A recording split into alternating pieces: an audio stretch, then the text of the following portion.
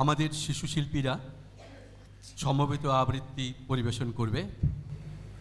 কবি ভবানী প্রসাদ মজুমদারের মন্দ বরাত।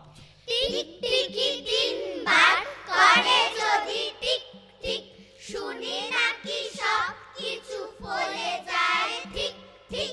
তাই ভাই খেটে খুঁটে সম্মান বাঁচাতে ৬,০০০ টিক টিকি পুষে রাখি খাঁচাতে। সারাদিন বলি বসে রাজা হই রাজা হই, হতভাগা পাজিগুলো টিক টিক করে কই। লটারিতে লেগে যা টাকা ১০ লক্ষ, চেঁচিয়ে চেঁচিয়ে আর কাটা হয়ে বক্ষ।